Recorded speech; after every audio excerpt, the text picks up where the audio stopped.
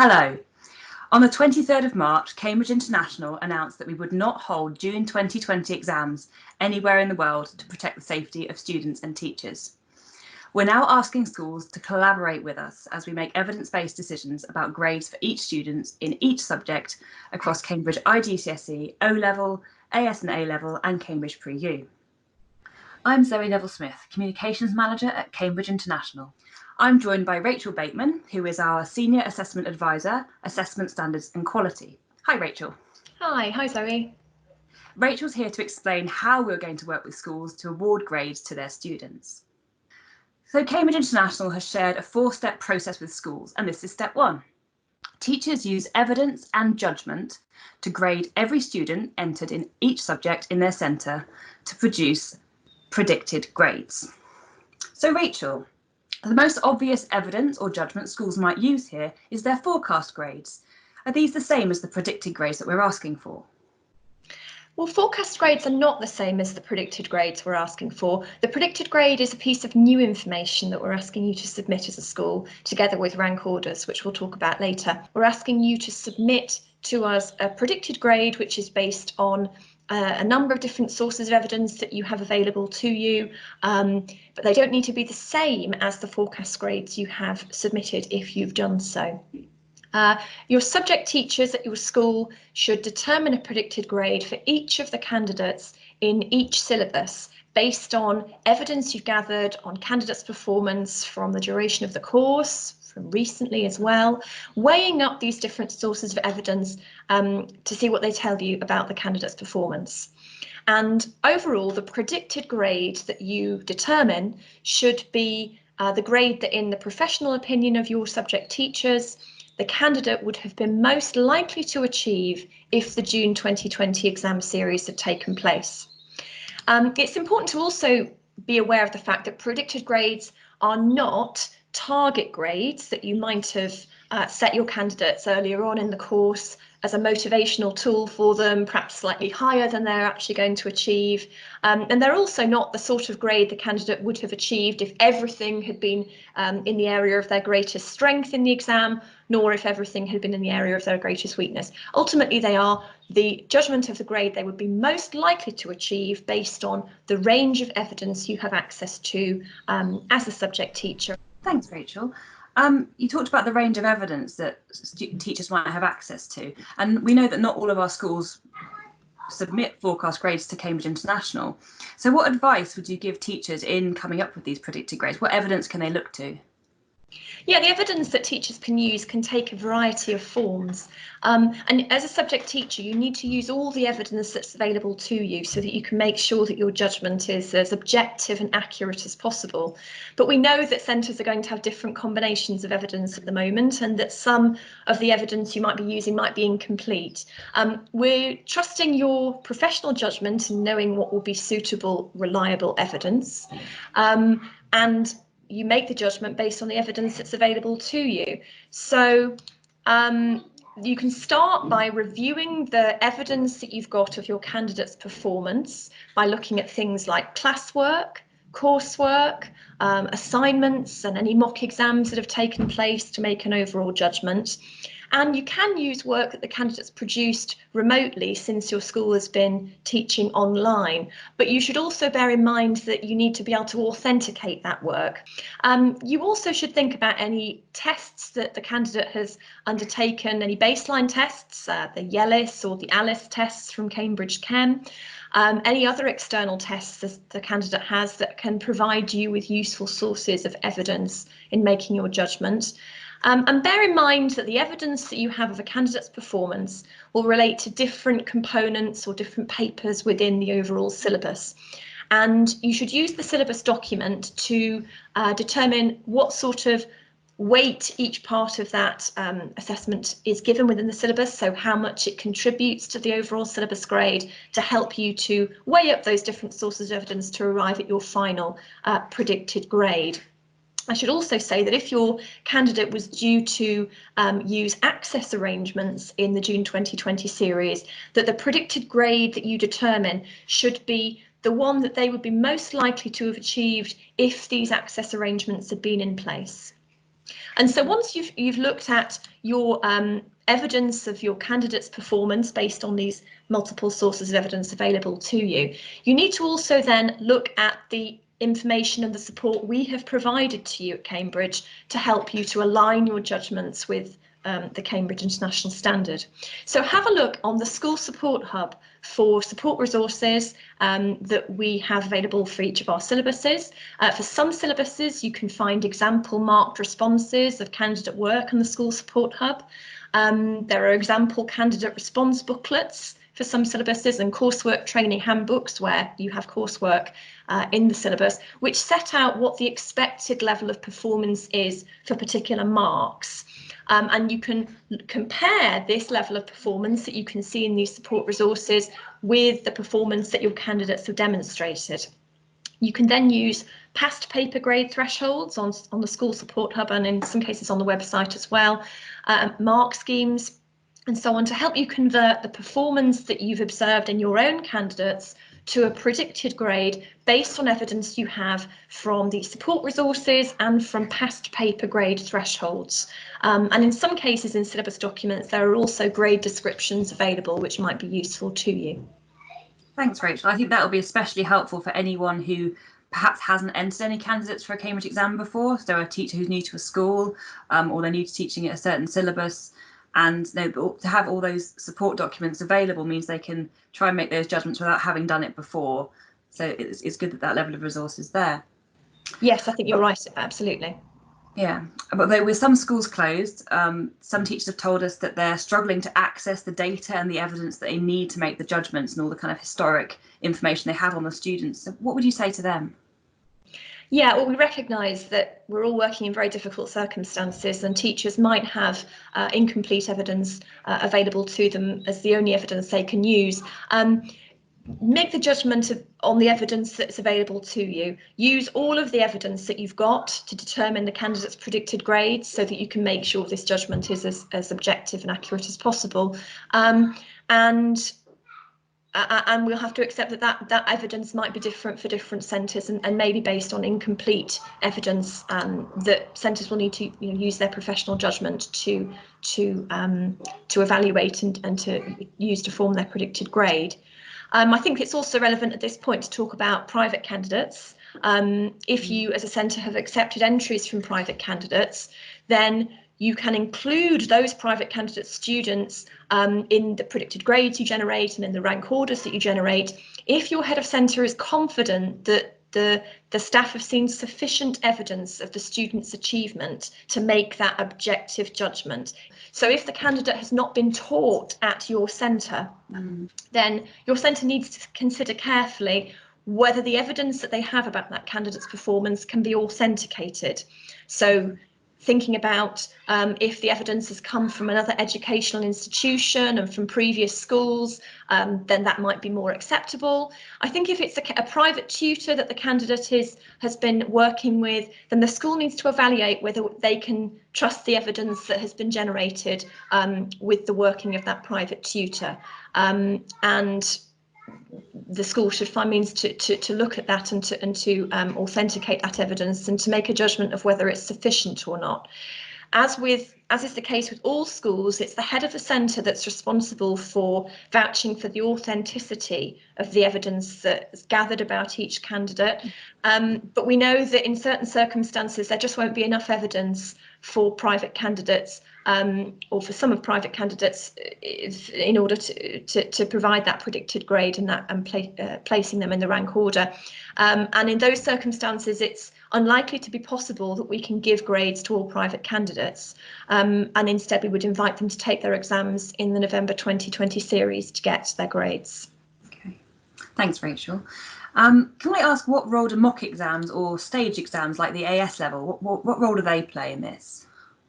Yeah, well, I'll come to the sort of staged AS and A levels first. If you've got a candidate who's taking an A level by a route that carries forward their AS result from a previous series, their performance in the AS is a really strong indicator of their likely outcome in the A level.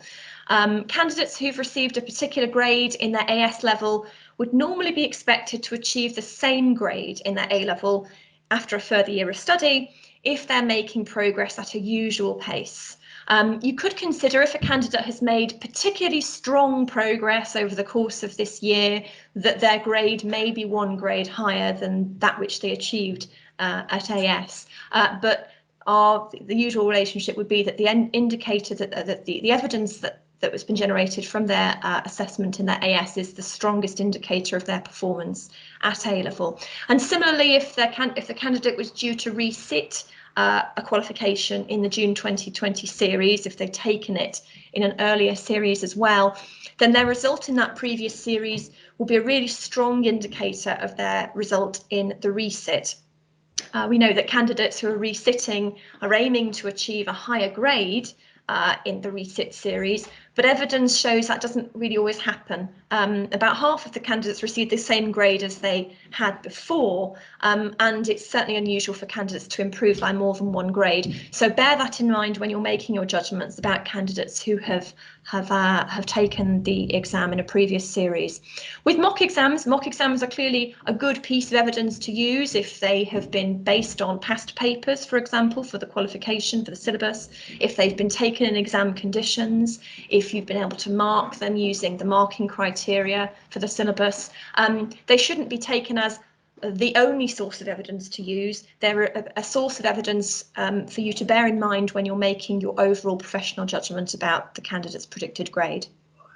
Thanks, Rachel. That's really helpful. Okay, let's move on to step 2 in Cambridge's process, which is teachers rank students based on expected attainment at each subject in each grade. So Rachel, can you talk us through the ranking process? It has to be done grade by grade, is that right? Yes, a rank order of candidates is a list of candidates in order of their attainment, from the highest attaining to the lowest attaining. And we're asking you to do this for each grade that you have predicted candidates will achieve for each syllabus in which you've made entries. So within a particular syllabus, if you've given a predicted grade of A to a list of 5 candidates, then we ask you to give a rank of 1 to the highest attaining candidate and give a rank of 2 to the second highest attaining candidate within that grade, and so on. So the candidate who has been given a rank of 1 within the grade is the one where the evidence suggests they are most securely above the threshold for that grade. And you place all of your candidates where you've been able to decide on a predicted grade for them in the rank order for that grade. So there'll be separate rank orders produced for each of the grades that you have predicted. You should overall produce a single rank order for most syllabuses. Don't produce separate rank orders for different entry options or for different classes or for school and private candidates. You produce a single rank order at syllabus level for each of the grades that you've predicted across those different variables, the entry options, classes, school and private candidates. But you should produce separate rank orders for certain types of syllabuses. So for some of our Cambridge IGCSEs, we have core and extended routes, core and extended tiers, and you need to treat those as separate syllabuses, even though they share the same syllabus code, and produce separate rank orders for a core tier grades and extended tier grades. And similarly for AS and A-level candidates, if you've got candidates entering for both of those qualifications, then you should produce separate rank orders for AS grades and A-level grades, even where the syllabus code is the same. And this is because the AS level grades are different from the A-level grades. Okay, and what if a teacher thinks that 2 candidates in their class, for example, are equally strong and they can't differentiate between them? Can they be tied? Can they be given an equal rank? No, so the rank orders you produce cannot contain any ties. You won't be able to submit them with any ties. So that means that you cannot place 2 or more candidates in the same position in the rank order. So if your evidence shows that 2 or more of your candidates have performed in a very similar way, you need to use your professional judgment to separate them and place them in the order you believe is most appropriate, so that each candidate has a unique position in that rank order within each grade. Okay, that's clear, thank you. So we know that some subjects are taught by more than one teacher. So with some of our IGCSE sciences, or when there's a particularly large cohort size, how would ranking work across all of those? Yeah, so if more than one teacher has taught the syllabus at your school, then wherever possible, the teachers should work together to make sure that the students are appropriately ranked in relation to other students in the classes. So essentially that there is a single rank order produced across the classes teaching that subject. So one possible approach that we've set out is that perhaps the head of department produces an initial rank order for each grade across all classes, based on evidence available to them, and then shares this first attempt at a rank order with the other teachers of the subject, and has a conference call or an online meeting with the other teachers to discuss the candidates in the rank order, starting with the highest ranked candidate, that candidate ranked at 1 within the highest grade predicted by the school. And each teacher is given the opportunity to talk about the evidence that they've considered, their views, and argue on the basis of the evidence available whether the candidate's position in the rank order is correct, whether they should be raised or above other candidates already discussed or adjusted in their position. And this process is designed to make sure that all of the candidates at your centre have been fairly and consistently placed in the rank order for their predicted grade. So during this process of discussion and review, some of the initial positions in the rank order might need to be changed so that the rank order is consistent and acceptable across all subject teachers. Let's move on to step 3. So step 3 is head of department and head of centre confirm predicted grades and rank orders for each subject and send them to Cambridge. So what is Cambridge International expecting heads of department and heads of school to do at this step? Yeah, so once your subject teachers have agreed on the predicted grade for each of your candidates, where you've got sufficient evidence, and you've determined the rank order within each of these predicted grades, the head of centre needs to confirm that they're satisfied that the predicted grades and the rank orders have been properly decided by the subject teachers based on the evidence that's been available to them, and that those predicted grades and rank orders reflect a fair professional judgment of the candidates involved. We're not asking heads of centres to scrutinise and agree with every judgment that's been made, but we're asking them to confirm that the process of making the judgments has been carried out professionally, under their oversight, and that the people making those judgments are those that they trust to make such professional judgments. The centre will then need to send the grades to us at Cambridge International, and at the point that they send them to us, they'll need to indicate that they have the consent of the head of centre to do so, and make sure that the evidence says that the grades and the rank orders they're sending to us are accurate and there's no errors in what they've submitted to us. That's very important as well. And with any live exam series, we will be investigating any attempts to undermine the system that we could regard as malpractice. Great. So when they've decided that they're happy with their teachers' grading and rank orders, how do schools send the predicted grades and rank orders to Cambridge International? We're working to adapt our IT systems at the moment to collect the grades and the rank orders in a way that's going to be as simple as possible for centres. We're going to provide centres with detailed instructions and exemplification of how to do that and when to submit the data as soon as we can. We know that centres need some certainty so that they can plan this work with the teams at their schools, and we'll confirm the deadline for submitting the data as soon as we can, but it will be no earlier than the 29th of May, and schools will have a window of at least 2 weeks in which to submit the data. Okay, at least schools can get ready. Yes. Okay, so you can imagine that once schools have submitted their predicted grades and ranks, that the students and parents will be pretty keen to know what they are. What's your advice to schools while they wait for the final grades to come back from Cambridge International? Yeah, we understand that this is going to be a difficult situation for some people, but centres mustn't under any circumstances share the predicted grades nor the rank orders of students, with parents and carers, or anyone else outside of the centre. And this is because we want to protect the integrity of those teachers' judgments and avoid anyone at the centre, teachers, heads of department or senior leaders, being put under pressure by students and parents to submit a grade that isn't supported by evidence. It's also, needs to be borne in mind that the final grades that some of the students in a centre receive could be different from those that the centre has submitted. So again, keeping that confidential helps to manage those expectations for students. Okay, thank you. So let's move on to the fourth and final step, where Cambridge combines this data with other information and makes any necessary adjustments before awarding final grades to students. So in this step, will Cambridge International just be checking the predictions from schools and awarding those grades? It's not quite as simple as that, I'm afraid. We're going to take the data submitted by centres and we'll be carrying out a statistical standardisation exercise.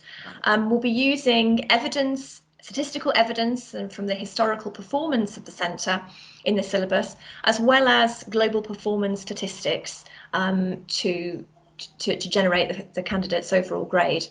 And we're going to be doing this to align judgments across centres, so that as far as possible, students are assessed on the same basis and are not unfairly advantaged or disadvantaged in the outcome that they receive. We'll be using the standardisation exercise to see whether the distribution of the predicted grades that the centre has sent to us for June 2020 is what we would expect candidates to achieve.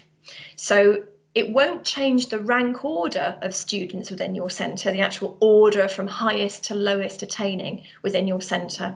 But if the distribution of your candidates' predicted grades is not what we would expect to see, we'll adjust the grades so that the distribution matches our expectations.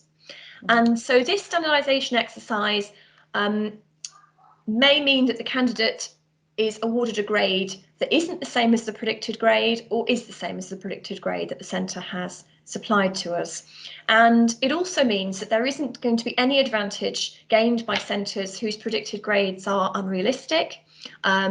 If our statistics show that your predicted grades are more generous than our expectation, we'll adjust the grades of some or all of your candidates downwards. And if the statistics show that your predicted grades are more severe than our expectations, we'll adjust the grades of some or all of your candidates upwards.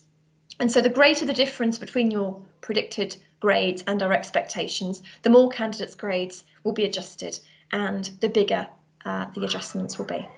Okay. And we talked about the evidence that schools will be using to set their predicted grades. Will Cambridge International want to see that evidence when we're doing this standardisation exercise? In some cases, we may ask you to send the evidence you've considered in making your professional judgments to us. So if we ask you to send the evidence, it's likely to be for a sample of your candidates. We'll identify the candidates whose evidence we'd like to see and ask you to send it to us. And even if, whether you hear from us or not, you should retain the evidence that you've gathered to inform the predicted grades and rank orders that you have determined. And after the grades are awarded by Cambridge International, can schools appeal those grades? Yes, schools will have a right to do so, and we'll share the full details and procedures for making an appeal before we release the results. At the moment, we can tell you that there'll be an appeals process. It's likely to be confined to situations in which you have reason to believe we've made an error in our statistical standardisation process. The same standardisation method will be applied to all centres taking a syllabus, and we're not going to then apply a different method to centres' data whose results disappoint them.